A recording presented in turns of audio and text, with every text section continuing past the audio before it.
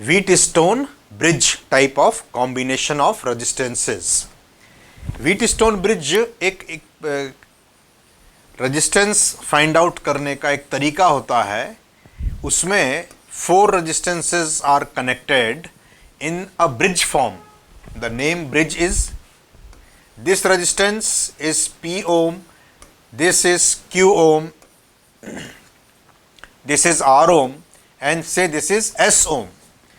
4 resistances are connected in this way, and a battery is connected across these 2 points, say A, B, C and D. Battery is connected.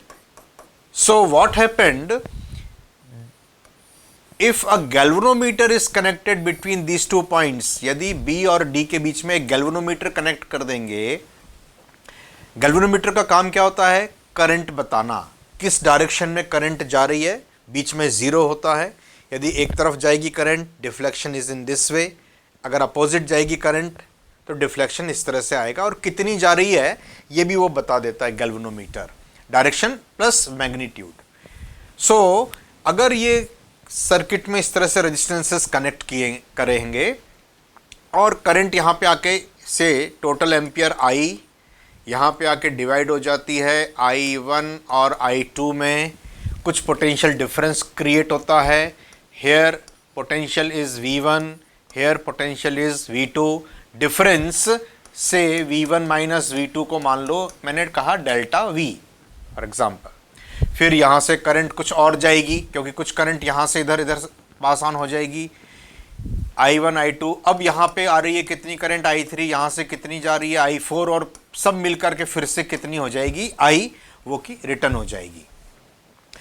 इसका एक special case होता है कि अगर मान लीजिए resistance P by Q, this ratio is equal to हो this upon this R by S. ये रेशियोज अगर इक्वेट होते हैं, इक्वल हो जाते हैं, तो फिर गैल्वेनोमीटर में से कोई करंट फ्लो नहीं होती.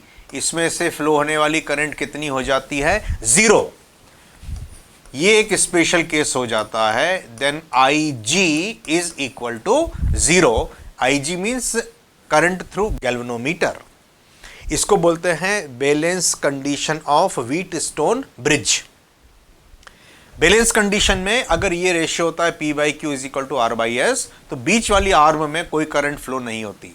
और फिजिक्स बोलती है कि अगर किसी भी आर्म में, किसी भी ब्रांच में कोई करंट फ्लो नहीं हो रही है तो उसका कोई यूज ही नहीं है. आप उसको काट के अलग भी कर दोगे तो कोई फर्क नहीं पड़ेगा.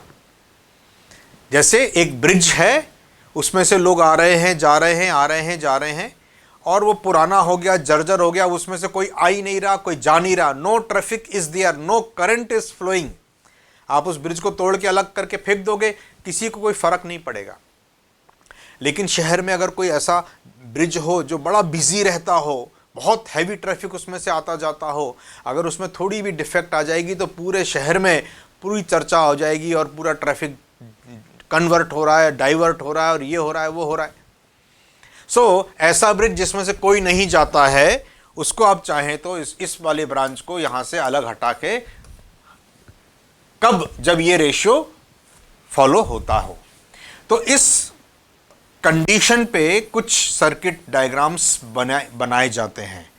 कुछ रेजिस्टेंसेस के कॉम्बिनेशन इस तरीके से पूछे जाते हैं कि what is the resistance between A and B. इसको दे दिया इन्होंने 10 ओम, इसको से दे दिया 100 ohm, and this is say for example 1 ohm, just for example. और इसकी वैल्यू बताइए कितनी होगी, जबकि इफेक्टिव रेजिस्टेंस इतना है और ये बैलेंस कंडीशन में है. या हमको बोलेंगे कि इस रेजिस्टेंस की वैल्यू आपको दी गई है 10 ओम. सो बीच में भी एक रेजिस्टेंस लगा दिया इन्होंने ऐसा, इसकी वैल्यू ले ली इन्होंने 100 ओम फॉर एग्जांपल. अब फर्स्ट जब आप इसको देखेंगे तो आपको लगेगा कि अरे बाप रे, ना कोई 2 रेजिस्टेंस सीरीज में दिख रहे हैं, ना कोई 2 पैरेलल में दिख रहे हैं. उस कंडीशन में अगर आप चेक करेंगे 10 by 100, it is what 1 by 10. क्या दिस अपॉन दिस 1 बाई 10 के इक्वल है क्या? यस है.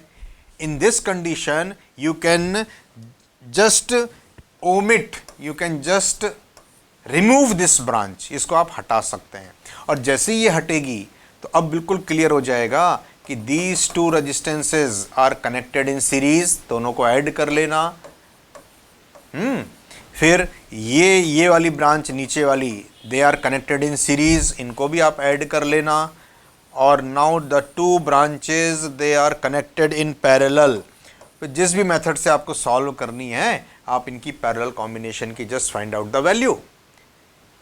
इस तरह के कॉम्बिनेशन देखने को मिलेंगे कॉल्ड व्हीटस्टोन ब्रिज।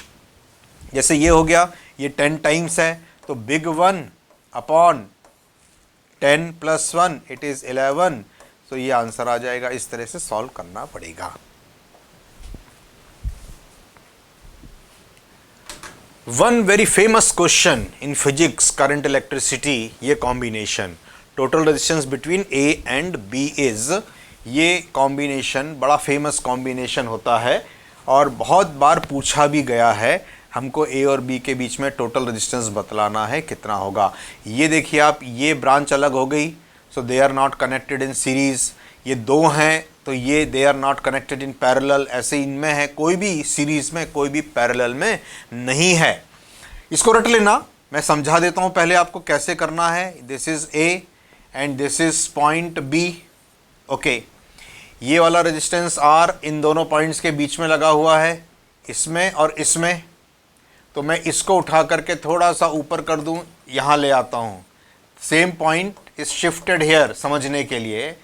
और ये रेजिस्टेंस आर जो है वो इसके और इसके बीच में लगा हुआ है, तो इस आर को ऐसे लगा दो। This is connected between these two points. Okay, फिर this point and this point, इनके बीच में ये रेजिस्टेंस लगा हुआ है। इस पॉइंट को थोड़ा सा खींच के यहाँ ले आओ, ये लेके आ गया, मैं शिफ्ट कर दिया मैंने इस पॉइंट को। And this resistance is connected in this way, ये यहाँ लग गया, राइट। ये रेजिस्टेंस इन दोनों पॉइंट्स के बीच में था, तो इन दोनों पॉइंट्स के बीच में लगा दो इस रेजिस्टेंस को। It is like this. ये रेजिस्टेंस इसके और इसके बीच में है, ये पॉइंट इधर आ गया है, तो ये पॉइंट, ये रेजिस्टेंस ऐसा आ जाएगा, ये आ गया।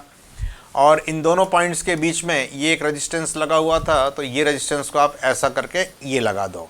नाउ अब आप केवल जो मैंने बनाए हैं उन पार्ट्स को देखिए। This resistance is R, this is R, this is R, this is R and this is also are.